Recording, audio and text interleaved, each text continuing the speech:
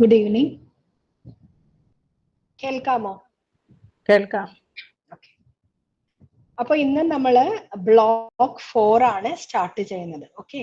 അപ്പോ ഇത്രയും ബ്ലോക്സില് ആദ്യത്തെ ബ്ലോക്കിൽ നമ്മുടെ സൈക്കോപത്തോളജിയുടെ ഹിസ്റ്ററി നോക്കി, ക്ലാസിഫിക്കേഷൻസ് നോക്കി, പിന്നെ നമ്മൾ ആൻസൈറ്റി ഡിസോർഡേഴ്സ് നോക്കി, പിന്നെ നമ്മൾ നോക്കിയത് മൂഡ് ഡിസോർഡേഴ്സ്. ഇനി നമ്മൾ സൈക്കോട്ടിക് ഡിസോർഡേഴ്സ് ആണ് ഈ ഒരു ബ്ലോക്കിൽ നോക്കാൻ പോകുന്നത്. അപ്പൊ എന്താണ് സൈക്കോട്ടിക് ഡിസോർഡർ? കേട്ടിട്ടുണ്ടോ?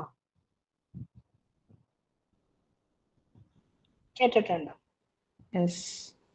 പറയാമോ മഞ്ജുളക്ക്?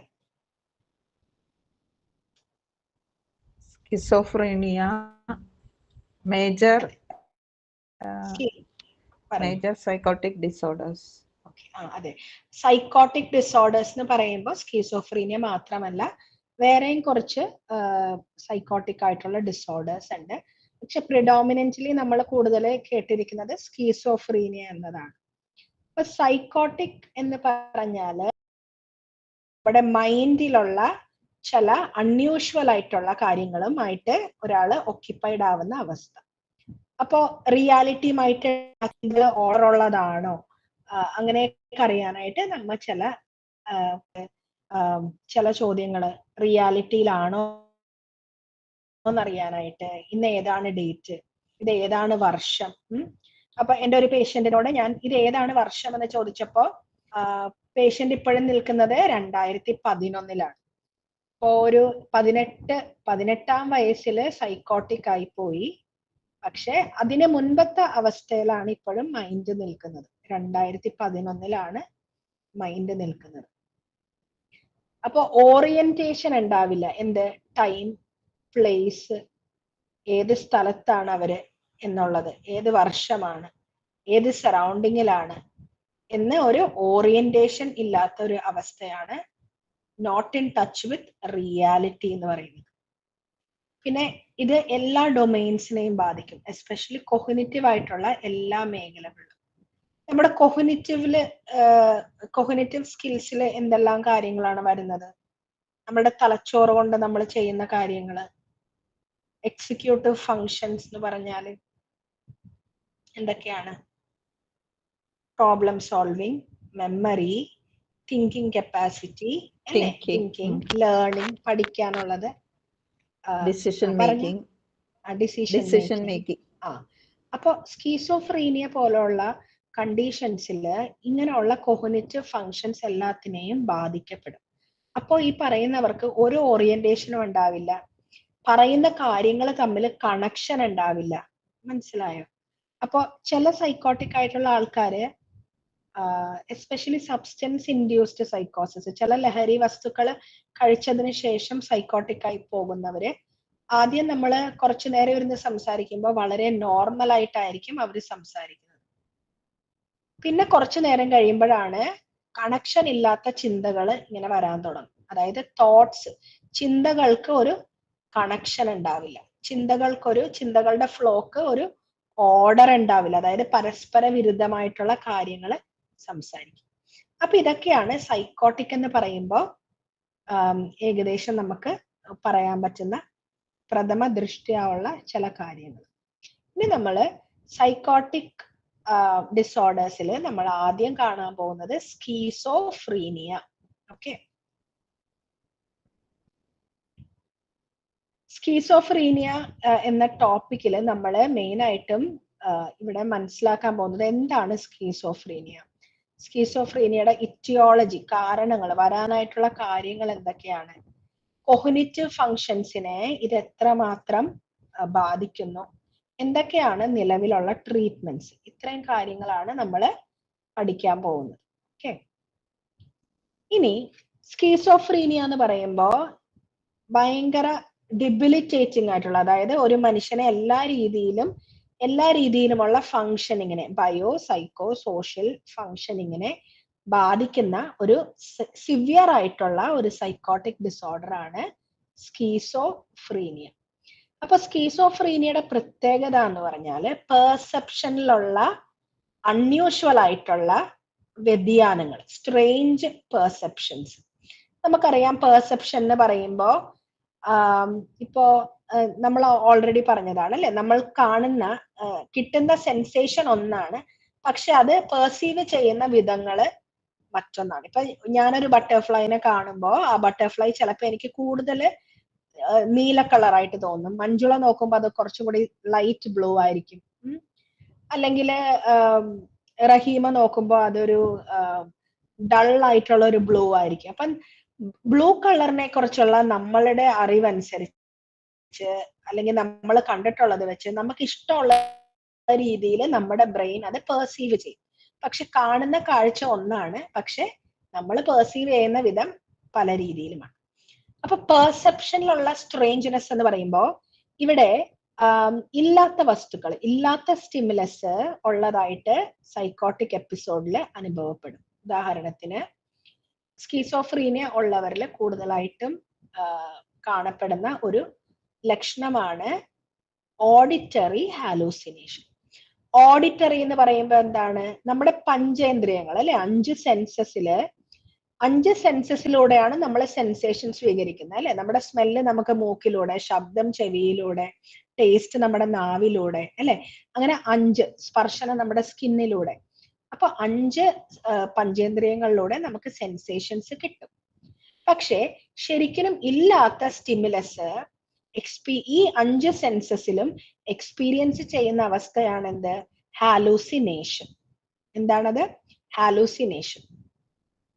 അപ്പോ ഈ 5 സെൻസസിലൂടെ വരും എന്ന് പറയുമ്പോൾ ഒരു സ്കീസോഫ്രീനിയ ഉള്ള ഒരു പേഷ്യന്റിന് അല്ലെങ്കിൽ സൈക്കോട്ടിക് ആയിട്ടുള്ള ഒരു പേഷ്യന്റിന് 5 പഞ്ചേന്ദ്രിയങ്ങളിലൂടെയും ഹാലൂസിനേഷൻ, 5 തരത്തിലുള്ള ഹാലൂസിനേഷൻ കിട്ടണമെന്നില്ല. ചിലപ്പോൾ ഏതെങ്കിലും ഒന്നായിരിക്കും അല്ലെങ്കിൽ 2 ആയിരിക്കും. ഭൂരിഭാഗം സ്കീസോഫ്രീനിയ പോലുള്ള രോഗങ്ങളിൽ കൂടുതൽ കേൾക്കുന്നത് ശബ്ദങ്ങളാണ്, അതായത് ഓഡിറ്ററി ഹാലൂസിനേഷൻ ആണ്.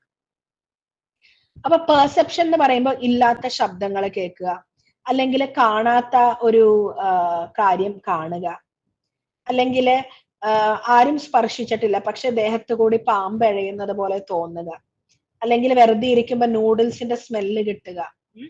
അപ്പൊ ശരിക്കും അവിടെ ആ ഒരു സ്റ്റിമുലസ് യഥാർത്ഥത്തിൽ ഇല്ല.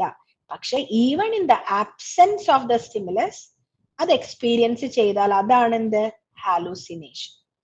അപ്പൊ സൈക്കോട്ടിക് ആയിട്ടുള്ള ഡിസോർഡറിന്റെ ഫീച്ചേഴ്സ് എന്താണ്? പെർസെപ്ഷനിൽ വരുന്ന ഡിസ്റ്റർബൻസസ്. പെർസെപ്ഷനിൽ വരുന്ന ഡിസ്റ്റർബൻസിനെയാണ് എന്തെന്ന് പറയുന്നത്? ഹാലൂസിനേഷൻസ്. ഓക്കെ, നിങ്ങൾ നോട്ട്സ് എഴുതണുണ്ടല്ലോ അല്ലെ? കാരണം പരീക്ഷയ്ക്ക് വേണ്ടി മാത്രമല്ല, നിങ്ങളുടെ പ്രാക്ടീസിന് വേണ്ടിയുള്ള കാര്യങ്ങൾ കിട്ടും. അതുകൊണ്ടാണ് ഞാൻ ചോദിക്കുന്നത്, നിങ്ങൾ നോട്ട്സ് എഴുതിയെടുക്കണേ. ഇന്റേൺഷിപ്പിന് പോകുമ്പോൾ ചില കാര്യങ്ങൾ സ്ട്രൈക്ക് ചെയ്യുമ്പോൾ അത് കൂടുതൽ പഠിക്കാനും മനസ്സിലാക്കാനായിട്ട് സാധിക്കും. നോട്ട്സ് എഴുതിയെടുക്കലുണ്ട് എല്ലാവരും? മഞ്ജുള നോട്ട്സ് എഴുതാറുണ്ടെന്ന് എനിക്കറിയാം, കാരണം മഞ്ജുള ബുക്ക് മറിക്കണ ശബ്ദം കേൾക്കാറുണ്ട്. ബാക്കി എല്ലാവരും എഴുതാറുണ്ടല്ലോ അല്ലേ?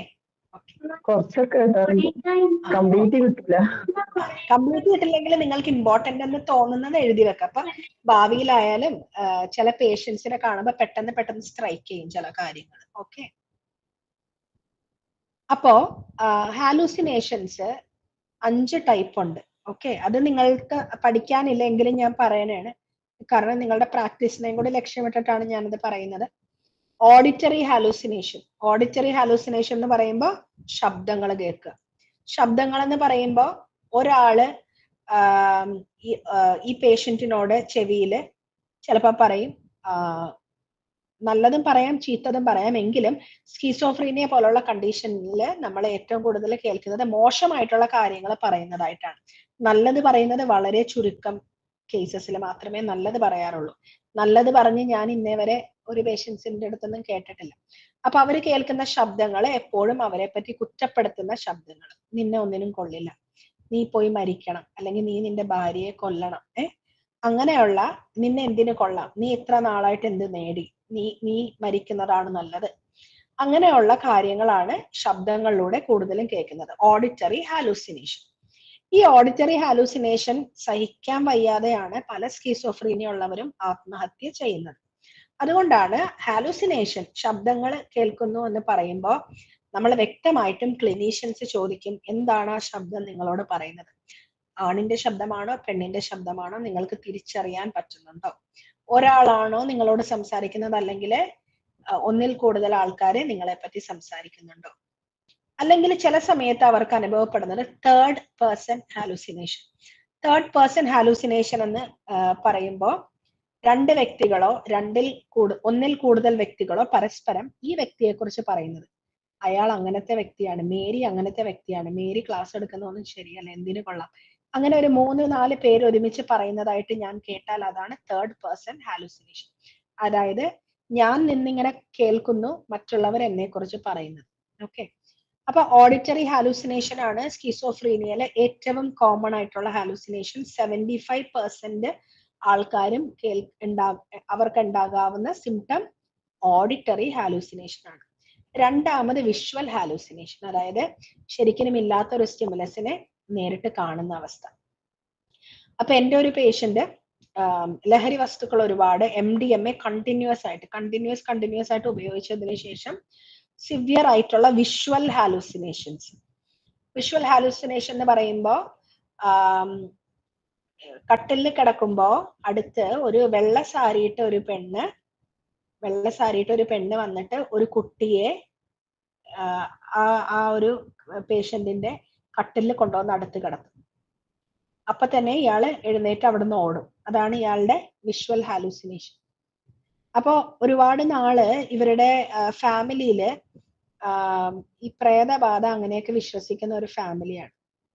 അപ്പൊ അതുകൊണ്ട് തന്നെ ഇങ്ങനെ കാണാൻ തുടങ്ങിയപ്പോ അവര് അവിടെ പോയിട്ട് ഏതോ തങ്ങൾ എന്ന് പറയുന്ന ചില ട്രഡീഷണൽ ആയിട്ടുള്ള ട്രീറ്റ്മെന്റ്സ്, റിലീജിയസ് ആയിട്ടുള്ള ട്രീറ്റ്മെന്റ്സ് ആണ് എടുത്തത്. അവിടെ പോയി എന്തോ വെള്ളം ഒക്കെ എന്തോ പ്രാർത്ഥിച്ചു കുടിക്കുകയും അങ്ങനെയൊക്കെ എന്തോ ചെയ്തു.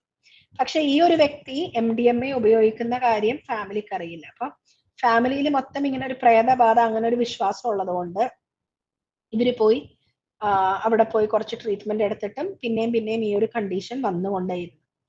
അപ്പൊ അങ്ങനെയാണ് ഇതൊരു സൈക്കാട്രിക് ഡിസോർഡർ ആണെന്ന് മനസ്സിലാക്കി ആന്റി സൈക്കോട്ടിക്സ് സ്റ്റാർട്ട് ചെയ്ത് കഴിഞ്ഞപ്പോഴാണ് ഈ ഒരു വിഷ്വൽ ഈ പ്രേത സാരിയും എടുത്ത് കൊച്ചിനെ പിടിച്ച് ഉള്ള വരവ് നിന്നത്. അപ്പൊ ഒരു കാര്യം നിങ്ങൾ മനസ്സിലാക്കണം. അപ്പോ പണ്ട് മുതലേ ഉള്ള നമ്മുടെ അനുഭവങ്ങളില് നമ്മുടെ എക്സ്പീരിയൻസിൽ പതിഞ്ഞ ചില കാര്യങ്ങളായിരിക്കും ഹാലൂസിനേഷൻ ആയിട്ട് വരുന്നത്. ഇപ്പൊ ഞാൻ എപ്പോഴും ആലോചിക്കും, ആ ഒരു പേഷ്യന്റ് ഒരു വിദേശ രാജ്യത്താണെങ്കിൽ ചിലപ്പോ സാരിയിട്ട പ്രേതം വരുമായിരുന്നില്ല. ആണോ? ഞാൻ ചിന്തിച്ചത് ശരിയാണോ? നിങ്ങൾ ഫോളോ ചെയ്യാനുണ്ടോ ഞാൻ പറയണത്? അപ്പൊ ശരിയാണ്. അപ്പൊ മലയാളി ആയതുകൊണ്ടും മലയാള പ്രേത സിനിമകളും കണ്ടത് കൊണ്ടായിരിക്കാം വെള്ളസാരിയിട്ട പെണ്ണ് വന്നത് അല്ലെ? അപ്പൊ അത് എന്തായാലും ഹാലൂസിനേഷന്റെ ഒരു കണ്ടന്റ് ആയി. അപ്പൊ വിഷ്വൽ ഹാലൂസിനേഷൻ. ഓക്കെ, മൂന്നാമത്തേത് വരുന്നത് ഓൾഫാക്ടറി ഹാലൂസിനേഷൻ. ഓൾഫാക്ടറി എന്ന് പറയുമ്പോൾ സ്മെല്ല്. അപ്പൊ ഇല്ലാത്ത സ്മെല്ലൊക്കെ കിട്ടും. അപ്പൊ എൻ്റെ ഒരു പേഷ്യന്റ് ഡിസോസിയേഷൻ ഉള്ള ഒരു പേഷ്യന്റ് കേട്ടാ. ഡിസോസിയേഷൻ എന്താണെന്ന് നിങ്ങൾ മറന്നിട്ടില്ലെന്ന് ഞാൻ വിചാരിക്കുന്നു. മറന്നിട്ടുണ്ടോ ഡിസോസിയേഷൻ? ഇല്ല. അപ്പൊ ഡിസോസിയേഷൻ ഉള്ള ആൾക്കാർക്ക് സൈക്കോട്ടിക് സിംറ്റംസ് ചിലപ്പോൾ വരും. അപ്പൊ ഈ ഡിസോസിയേഷൻ ഉള്ള ഒരു 32 വയസ്സുകാരി, ഞാൻ നിങ്ങളോട് പറഞ്ഞിട്ടുണ്ടത്, ഒരു മാരിറ്റൽ കൗൺസിലിങ്ങിന് വേണ്ടിയാണ് വന്നത്. പക്ഷെ അവര് മുറിയിൽ ഇരിക്കുമ്പോ അവരുടെ സംസാരവും എല്ലാം ഒരു പ്രേത പടത്തിന്റെ ഒരു സെറ്റപ്പാണ്. അതായത് അപ്പൊ ഈ ഒരു ക്ലിനിക്ക് ഇരുന്നത് ഒരു ബീച്ചിന്റെ അടുത്തായിട്ടാണ്. അവിടെ ഭയങ്കര കാറ്റാണ് കേട്ടോ. അപ്പൊ ഇവർ ഈ തെറാപ്പിയിൽ ഇരിക്കുമ്പോ ഇവര് പറഞ്ഞു, അപ്പൊ ഡിസോസിയേഷന് കൊടുക്കുന്ന ഒരു ട്രീറ്റ്മെന്റ് ആണ് എന്ത്? Trauma therapy, EMDR. അപ്പൊ ഈ ട്രോമ തെറാപ്പിയുടെ ഇടയിൽ ഇവര് പറഞ്ഞു, ഞാൻ വിചാരിക്കുന്ന സമയത്ത് ഈ വാതിലുകൾ താനെ അടയുമെന്ന് പറഞ്ഞു. എന്നിട്ട് ശരിക്കും പറഞ്ഞാല് അവര് പറഞ്ഞ സമയമായപ്പോ വാതില് ഭയങ്കര കട്ടിയുള്ള വാതിലാണ് കേട്ടോ, ഒരു പഴയ ബിൽഡിംഗ് ആണത്. ആ വാതില് ഭയങ്കരമായിട്ട് വന്ന് അടഞ്ഞു. അപ്പൊ അത് അടഞ്ഞപ്പോ എല്ലാരും വിചാരിക്കുന്നത് എന്താണ്? അത് വിറ്റ്നസ് ചെയ്യുന്നവർ വിചാരിക്കുന്നത് എന്താണ്? എന്തോ പ്രേതബാധയാണ്. പ്രേതത്തിന്റെ സിനിമയിലാണല്ലോ നമ്മൾ അതൊക്കെ കാണുന്നത്. വാതിലടയല്, തുറയല്, ഭയങ്കര കാറ്റ്, കേട്ടനൊക്കെ ഇങ്ങനെ പൊങ്ങുന്നു. അപ്പൊ ഞാൻ കൗൺസിലിങ്ങിന്റെ ക്ലാസ്സിലാണ് അത് പറഞ്ഞിട്ടുള്ളത്. അപ്പൊ കേർട്ടൻസിനൊക്കെ ഒരു രീതിയുണ്ട്. ചില സമയത്ത് നമ്മൾ ഡബിൾ ലെയർഡ് കേർട്ടൻസ് ഇടും.